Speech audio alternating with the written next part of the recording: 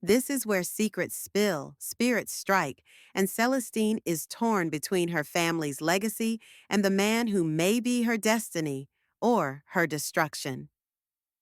Bayou Blood and Bone, Episode 3, Bloodroot Rising. Intro music. Slow, ominous African Creole drums blend with whispers and low strings. Narrator, dark, urgent tone. When blood touches the root, the swamp remembers, and when the swamp remembers, it strikes. Episode summary. Silas, guided by the vengeful spirit of Marva, performs a powerful ritual under the spirit tree. The earth cracks. A storm brews, not of wind and rain, but of spirits and wrath. Meanwhile, Celestine begins to feel the pain of her ancestors and the pull of something deeper, her own untapped power. Mathieu and Mambo Odette prepare to defend their land, but blood will be spilled before nightfall. Main characters and conflicts. Celestine is pulled between loyalty and truth. She's having visions of a world before the curse and hearing voices not just from the past, but the future. Silas, possessed by both Marva's pain and his own fury, is no longer just a boy. He's a conduit, a vessel of revenge. Mathieu begins to lose control of his power.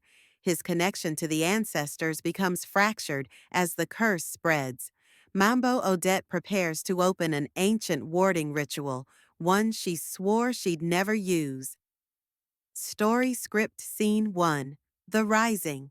Silas stands barefoot in a ring of bloodroot flowers beneath the spirit tree. Rain falls sideways. The ground pulses. Marva, spirit voice. You are no longer just a boy, Silas. You are the blade. Silas, echoing trance-like. I call the winds of wrath, the roots of rage, the spirits buried in lies. The roots of the tree twist upward like fingers. Spirits begin to rise from the earth, gray, distorted, angry. Scene 2. The vision. Celestine lies in her bed, unconscious. Suddenly she gasps and sees a vision of a burning field. Marva is there. Marva, in vision. They silenced me, stole my soul. You wear the name of the thief girl. What will you do when the roots come for your bones? Celestine firmly. I'll break the chain. She wakes, hand glowing faintly. A forgotten symbol appears on her palm, an old root worker's mark for bridge. Scene 3. The First Strike. Back at the Boudreaux homestead, candles flicker. Odette pours salt around the house.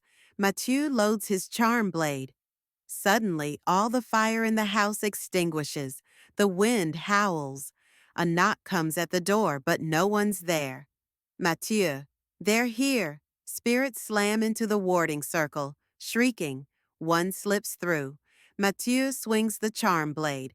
Odette begins a chant. Scene 4. Celestine's decision. Celestine walks into the swamp toward the spirit tree, her charm now replaced with a red root pendant she crafted herself. She sees Silas, his eyes no longer his own. Celestine, this isn't you. Silas, possessed. It was me, before they cursed us, before they took everything. Celestine, we don't have to do this. We can end it another way. Marva, through Silas. You think peace is bought without blood? You think forgiveness grows in the mud? Celestine raises her hands. The symbol on her palm glows brighter. Celestine to Marva. Then let me show you what healing looks like. Scene 5. Bloodroot rising. The ground shakes. The spirit tree begins to split. Spirits cry out. Red lightning arcs overhead. Celestine and Silas both collapse. Time seems to freeze. In that moment, their ancestors appear behind them. Marva on one side, Odette's ancestors on the other. Narrator. In the place between now and then, truth blooms like bloodroot in the dark. One must die, not in body, but in name, for the curse to break. Final scene. A choice made. Celestine stands before her family. her eyes full of power, her voice calm.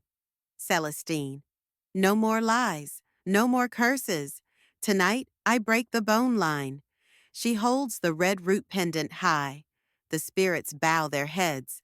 A light breaks through the swamp canopy. Episode 3 ends. Bloodroot rising. Fade to black with a slow heartbeat sound, then a single whispered line from Marva. Blood remembers, even when you try to forget. Young Creole man possessed, eyes glowing red, standing under a massive spirit tree with bleeding roots. Red lightning in the sky, ghostly faces emerging from the bark. Celestine's mark awakens. Young Creole woman with dark locks and a red head wrap, glowing symbol in the center of her palm, surrounded by swirling spirit light, standing in a misty bayou. Spiritual battle at the Boudreaux cabin. Traditional Creole cabin in a swamp. Spirits attacking an energy ward.